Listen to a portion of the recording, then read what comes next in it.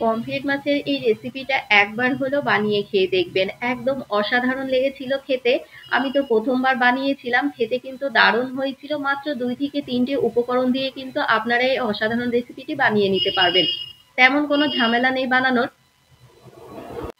এখানে আমি 3 পিস মতো পমফ্রেট মাছ নিয়ে নিয়েছি, ওই মিডিয়াম সাইজের মাছ, খুব যে বেশি বড় সেটা না। খুব যদি বেশি বড় মাছ নেন তাহলে কিন্তু একটু চিড়ে নিতে পারেন। দিয়ে দিলাম টেস্ট অনুযায়ী লবণ, আর দেব অল্প একটু হলুদ, মানে ওই হাফ টেবিল চামচ মতো হলুদ দিয়েছিলাম। এবার মাছের গায়ে খুব ভালো মতো মাখিয়ে নিতে হবে। খুব সুন্দর মতো করে কিন্তু লবণ আর হলুদটাকে মাখিয়ে নেবেন। মাখিয়ে নিয়ে এটাকে আমি এক সাইডে রেখে দেবো। বাদ বাকি যে উপকরণগুলো লাগবে সেগুলো রেডি করতে করতে মাছটা আমি 5 মিনিট মতো রেস্টে রেখে দেবো। এটাকে আমি এক সাইডে রেখে দিলাম। এবার একটা মিক্সিং জার নিয়ে নিয়েছি, এটার মধ্যে দিয়ে দিলাম 4 থেকে 5টা মতো কাঁচা লঙ্কা। যেহেতু আমি একটু ঝাল ঝাল বানাবো সেই কারণে লঙ্কার পরিমাণ বেশি দিয়েছিলাম। বেশ অনেকটা পরিমাণে ধনিয়া পাতা আর একটা রসুনের কোয়াকে ছাড়িয়ে নিয়েছিলাম। ধনিয়া পাতার পরিমাণ একটু বেশি রাখবেন, অল্প একটু পানি দিয়ে খুব ভালো মতো করে পেস্ট করে নিয়েছি। ধনিয়া পাতা আর কাঁচা লঙ্কা পেস্ট করার সময় কিন্তু পানির পরিমাণ একদম অল্প পরিমাণে রাখবেন। যদি বেশি দিয়ে দেন তাহলে কিন্তু মানে মশলাটা বেশি পাতলা হয়ে যাবে, মাছের গায়ে লাগবে না। এবার খুব ভালো মতো ব্লেন্ডারে ব্লেন্ড করে নিয়ে এই তো প্রতিটা মাছের গায়ে কিন্তু খুব সুন্দর মতো করে মাখিয়ে নিতে হবে। খুব ভালো মতো করে মাখিয়ে নেবেন।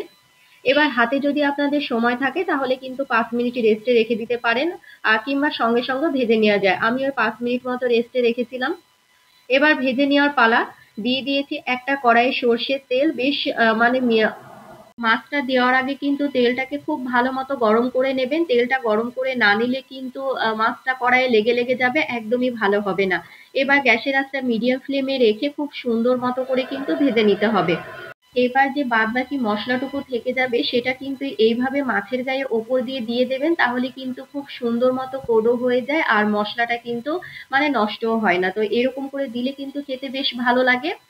আমি এরকম করে প্রতিটা মাছের গায়ে কিন্তু মশলাটাকে খুব ভালো মতো লাগিয়ে দিয়েছিলাম। এবার এক সাইড যখন হয়ে যাবে আরেক সাইড খুব ভালো মতো উল্টিয়ে দিতে হবে। এক সাইড হয়ে যাওয়ার পর কিন্তু আরেক সাইড উল্টিয়ে দেবেন, সঙ্গে সঙ্গে মাছটা দেওয়ার সঙ্গে সঙ্গে উল্টিয়ে দেবেন না। আর এটা কিন্তু গ্যাসের আঁচটা মিডিয়াম ফ্লেমে রেখে খুব সুন্দর মতো করে ভেজে নিতে হবে। একটু সময় নিয়ে ভেজে নেবেন, তাহলে খেতে কিন্তু বেশ ভালো লাগে। আমি কিন্তু একটু সময় নিয়ে গ্যাসের আঁচটা মিডিয়াম ফ্লেমে রেখে খুব ভালো মতো করে ভেজে নিয়েছি। দেখুন আমার কিন্তু খুব সুন্দর মতো করে ভেজে নেওয়া হয়ে গিয়েছে। আর সবটুকু মশলা কিন্তু আমি 2 দিকে দিয়ে দিয়েছিলাম সেম ভাবে, তো আপনারা কিন্তু 2 দিকে দিয়ে দেবেন। এভাবে মাছের গায়ে মশলাটা লেগে দিয়ে ভেজে নিলে কিন্তু খেতে বেশ ভালো লাগে। সেই কারণে লাগিয়ে নেবেন, খেতে কিন্তু বেশ ভালো লাগে। তো আমি তুলে নিয়ে ওপর দিয়ে কিছু পেঁয়াজ দিয়ে ডেকোরেশন করে নিয়েছিলাম। এভাবে কিন্তু মাছ ফ্রাইয়ের সঙ্গে পেঁয়াজ থাকলে খেতে বেশ ভালো লাগে। তো আপনারা তো বাড়িতে যদি ফ্রেশ ধনিয়া পাতা থাকে তাহলে কিন্তু আপনারা এভাবে পমফ্রেট মাছটা ফ্রাই করে নিতে পারেন। খেতে কিন্তু ভীষণ ভালো হয়, একবার বানিয়ে খেলে বারবার বানিয়ে খেতে ইচ্ছে করবে।